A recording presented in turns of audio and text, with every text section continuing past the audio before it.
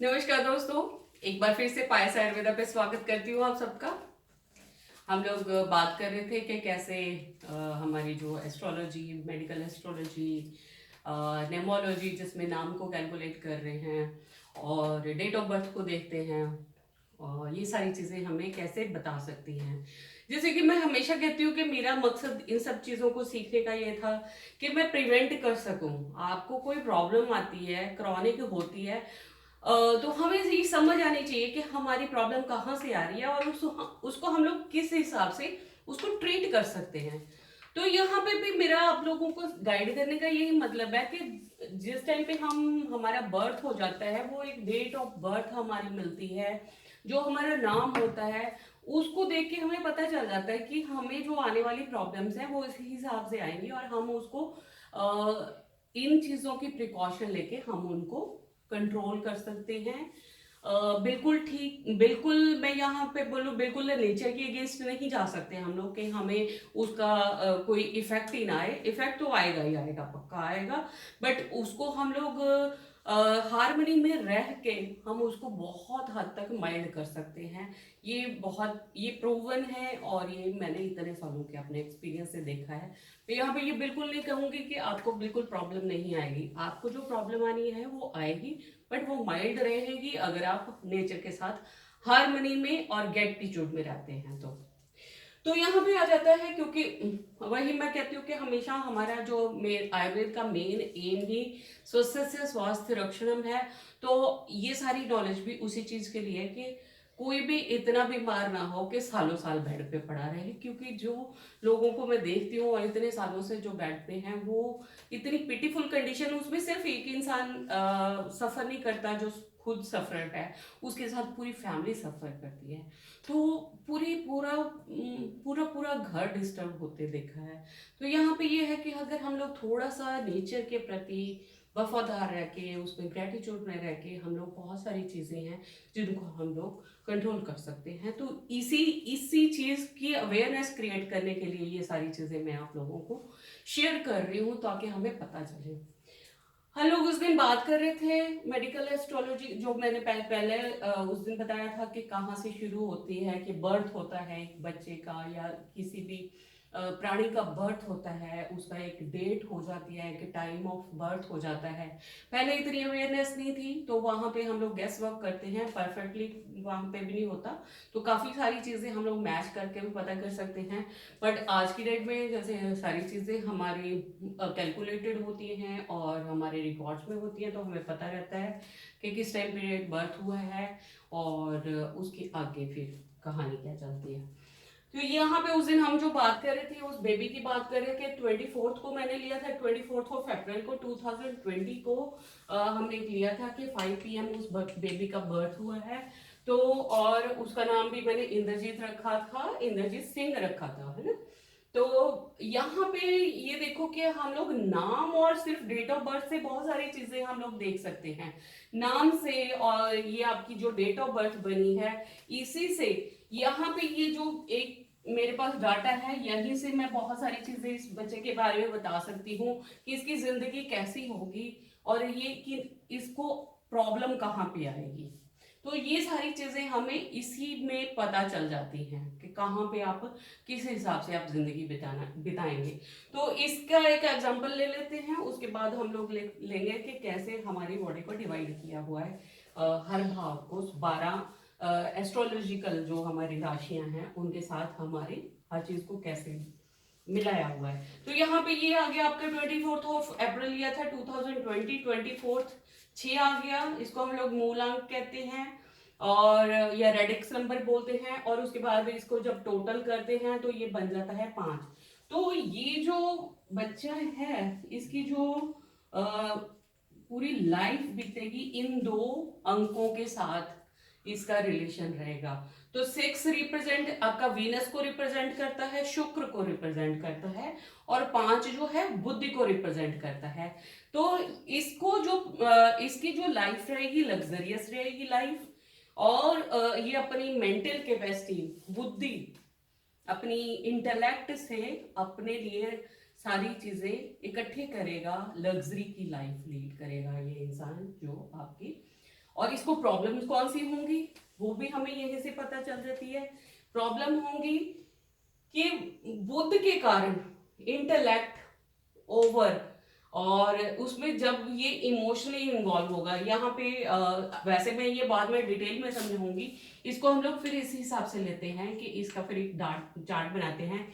इसमें जो इसका 2 नंबर 3 बार आ गया और 4 नंबर 2 बार आ गया, तो 2 नंबर रिप्रेजेंट करता है मून को, ये कितना इमोशनल इंसान है। 4 रिप्रेजेंट करता है राहु को, तो Rahu is responsible for any, जिस चीज को हम लोग सोचे कि अननोन रीजन, तो ये बंदा क्योंकि इमोशनल बहुत ज्यादा होगा तो अननोन रीजन होंगे, इसको खुद ही नहीं पता होगा कि मुझे दिक्कत क्या है। तो 5 नंबर इसका, ये 5 नंबर यहाँ पे आता है और 6 नंबर ये आता है।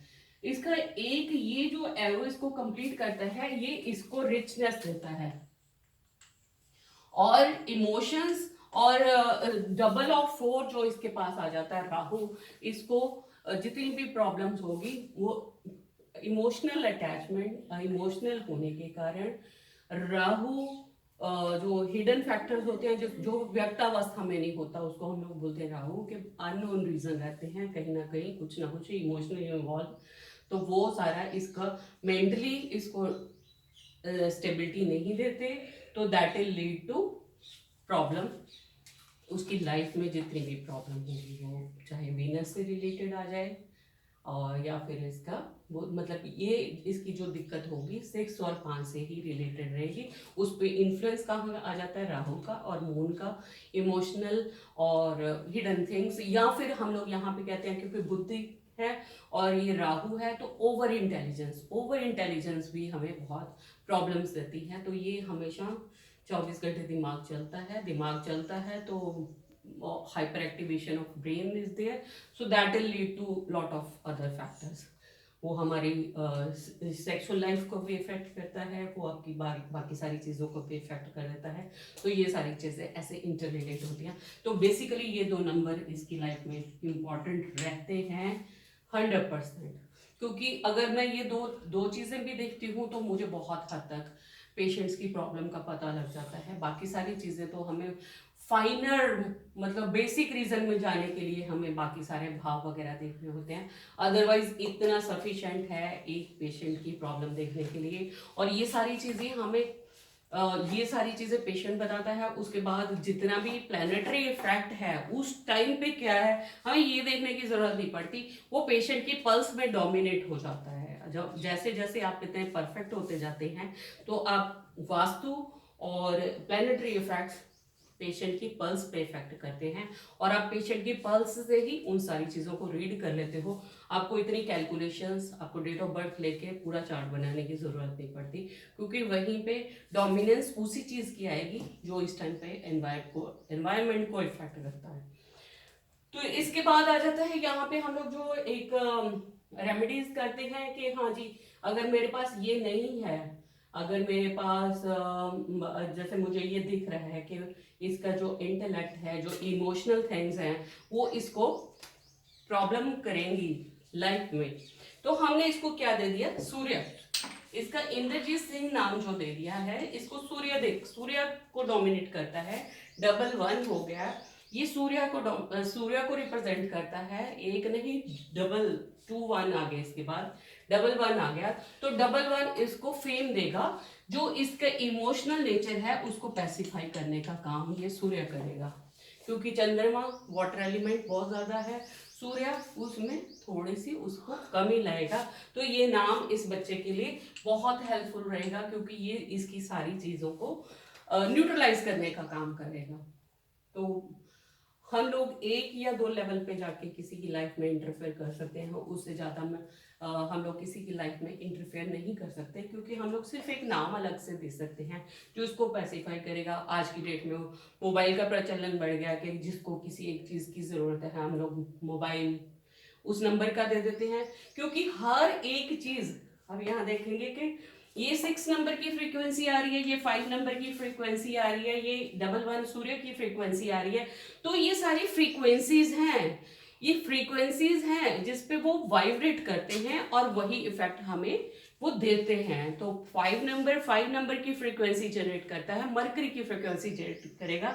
तो अगर मेरे में बुद्धि नहीं है तो मुझे 5 नंबर चाहिए। ये जो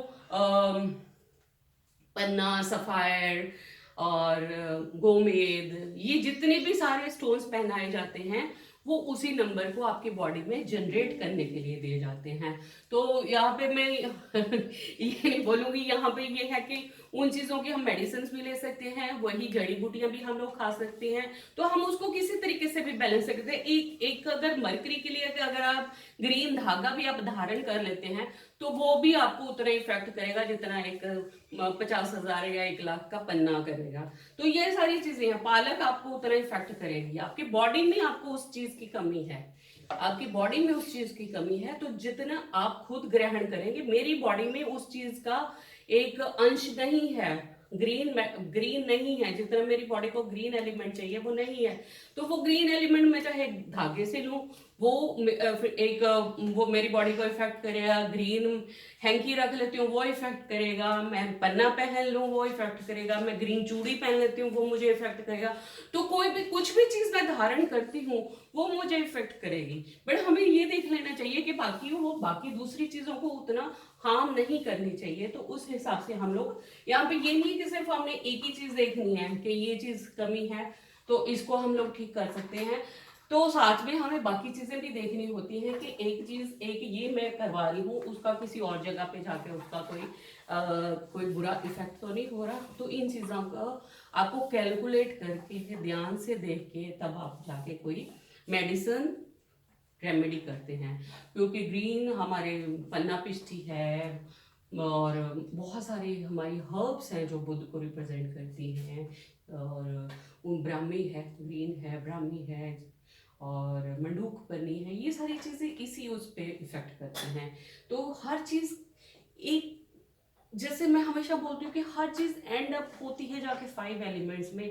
तो कुछ कहीं से भी आप, मैंने इतनी सारी साइंसेस इसलिए देखी क्योंकि मुझे ये लगता था कि यस एंड यहीं पे आके होना, एंड आपका होना है 5 एलिमेंट्स में ही आके आपका 5 एंड होना है। तो इसीलिए इतनी सारी पैथीज, इतना सारा कुछ मैंने देखा है, colour therapy, harmonising, and they all and up in the 5 elements, जिससे हमारे शरीर बना है और वहीं पे खत्म हो जाएगा। तो उसके बाद आ जाते हैं भाव, आ जाते हैं हमारे। तो भाव को अगर हम लोग लेते हैं तो first, second, third, fourth, fifth, six, 7, 8, 12 राशियां हैं मेन। उसमें हमारी बॉडी को भी डिवाइड किया हुआ है। फर्स्ट आ जाता है हमारा ब्रेन, उसके बाद ईयर, ये हम इसको ले लेते हैं ईयर, नोज, थ्रोट। उसके बाद थर्ड आ जाता है ये हमारा रीजन। फोर्थ आ जाता है हमारा हार्ट और लंग्स। और फिफ्थ आ जाती है अग्नि। सिक्स आ जाती है हमारे किडनी, स्टमक एंड सारी चीज। और सेवेंथ भाव में हम लोग ले लेते हैं रिप्रोडक्टिव सिस्टम। एट्थ में ले लेते हैं मैनिफेस्टेशन, बाहर, एक्सटर्नल रिप्रोडक्टिव सिस्टम। नाइन्थ आ जाता है आपका थाइस। 10th आ जाते हैं आपका नीज। और 11th आ जाता है हमारा लोअर हाफ, नीज के नीचे पिंडलियां। और 12वां आ जाता है हमारे पैर। इन चीजों को फर्स्ट हाउस, यहाँ पे मैं थोड़ा सा ये मुझे जो कंफ्यूजन होता था, जिसके लिए मैंने इतना स्टडी करी, प्रैक्टिकली एग्जामिन किया, तो मैं वो भी आपसे शेयर करना था। मुझे ऐसे लगता था कि फर्स्ट जो एरीज है, ये हेड है, तो हेड को हमारा सूर्य को रिप्रेजेंट करना चाहिए, बट यहाँ पे मार्स रिप्रेजेंट करता है। तो सूर्य कहाँ रिप्रेजेंट, मार्स इसलिए रिप्रेजेंट करता है कि यहाँ पे सिर्फ फायर नहीं चाहिए, यहाँ पे हमें जूसेस भी चाहिए और यहाँ पे हमें मैटर भी चाहिए। तो ये इस हिसाब से आप देखोगे कि प्लैनेट से रिलेट किया हुआ है। फर्स्ट इज एरीज जो है हेड को रिप्रेजेंट करता है, और मार्स इसका जो प्लैनेट है जो इसको डोमिनेट करता है। और सेकंड आ जाता है वीनस, आ जाता है आपका फेस, लग्जरी, आप कितने सुंदर लगते हो, कितने आपके अच्छे फीचर्स हैं, वो वीनस रिप्रेजेंट करता है। थर्ड जेमिनाई को मरकरी रिप्रेजेंट करता है। और फोर्थ है मून आ जाता है, यहाँ पे आपका मून में आपके लंग्स आ जाते हैं और आपका हृदय भी वहीं आ जाता है। उसके बाद लियो में सन आ जाता है, जहाँ पे फायर एलिमेंट है हमारा स्टमक। फायर एलिमेंट है। उसके बाद वर्गो, वर्गो मरकरी उसको डोमिनेट करता है। फिर अगेन जो भी आपकी हमारी जितनी भी रिप्रोडक्टिव सिस्टम है वहाँ पे वीनस डोमिनेट करता है। और Scorpio again the manifestation of desires, ये मार्स में आ जाती हैं। और सेजिटेरियन फिर ये सारी चीज़ें आप यूपिटर रिप्रेजेंट करता है। और कैप्रिकॉर्न को भी सैटर्न रिप्रेजेंट करता है। और एक्वेरियस को भी सैटर्न रिप्रेजेंट करता है। यूपिटर अगेन पाइसन को रिप्रेजेंट करता है। तो फर्स्ट भाव आ गया आपका हेड आ गया, ये ईएनटी आ गया, ये शोल्डर हो गए, ये आपके लंग्स हो गए, और हार्ट हो गया जो मून से रिलेटेड, क्योंकि इमोशन से रिलेटेड है तो चंद्रमा के साथ रिलेट करते हैं। इसको फायर से रिलेट करते हैं, देन इट इज मरकरी। और फिर आपका वीनस, फिर आपका, इस हिसाब से इन सारी चीजों का, ये सारे अंगों को हमने ऐसे डिवाइड किया हुआ है कि इसको ये ग्रह रिप्रेजेंट करता है। और जितने सारे ऑर्गन्स यहाँ पे हैं वो सूर्य से रिलेट करेंगे, ये सारे आपके उस वर्गों से, कन्या से रिलेट करेंगे, ये इसके। तो यहाँ पे जो जो प्लैनेट्स इफेक्ट होते हैं उस हिसाब से हमारी बॉडी इफेक्ट होती है। इन सारी चीजों को हम लोग आगे जाके डिटेल में डिस्क्राइब करूंगी कि कैसे। अदरवाइज ये इतना सारी चीजें हमें एक पेशेंट को जानने के लिए जरूर सफिशिएंट रहती हैं। तो यहीं से हम उस इंसान की वो किस चीज को जाके उसको कैसे उसको खुद को पैसिफाई करना है ताकि उसको फ्यूचर में जाके उसको कोई दिक्कत नहीं आए। तो यही है बेसिक्स, जहाँ पे हम लोग कहते हैं कि बच्चा पैदा हुआ है तो इससे पहले कि आप उसकी डॉक्यूमेंटेशन करें, आप उसका नामकरण जरूर अच्छी तरीके से, उसके नक्षत्र और उन सारी चीजों को देख के नामकरण जरूर रखें। इसका बहुत बड़ा योगदान है। तो होप आप सबको अच्छा लगेगा। इसके बाद नेक्स्ट चैप्टर लेके आएंगे, फिर उसके बाद स्टडीज शुरू करेंगे हम लोग। So keep on watching. अच्छा लगा तो आप शेयर करना, सब्सक्राइब करना। God bless you all, thank you very much.